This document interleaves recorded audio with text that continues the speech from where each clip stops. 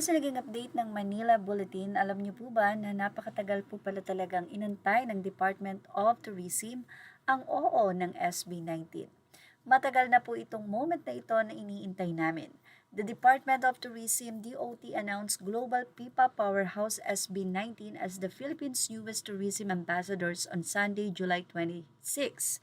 As tourism ambassadors, SB19 will work with the DOT to encourage 18 worldwide to visit the Philippines and experience its culture firsthand, DOT captioned.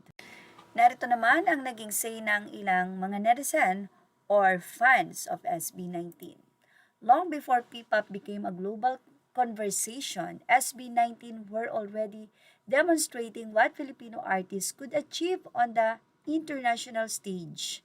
From the Philippines to the world, a very well-deserved representation, our legendary P-pop kings, SB19 is indeed a must-see act at Lollapalooza 2026.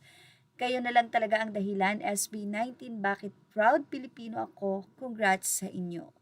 Matapos nga ang announcement nitong Sunday, ay viral na nga ito sa social media at pinag-uusapan dahil ang concept na ginawa po ng Tourism of the Philippines or Department of Tourism ay alam na po ng mga 80 na idea po ito ng SB19.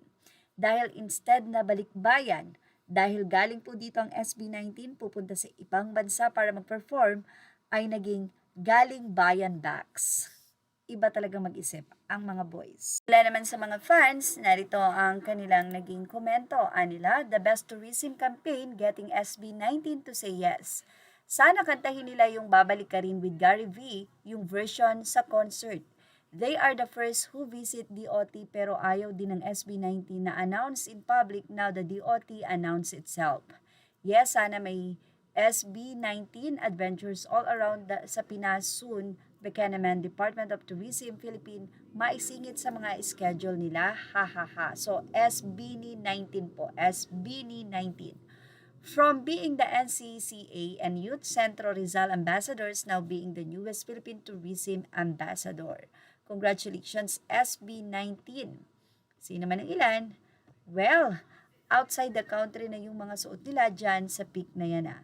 The perfect ambassador for the Philippines. SB19, you make us so proud.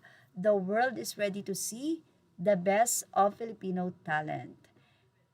Well, SB19, binubuhat na ang tourism ng Pinas. We still hope though we all have same adversity.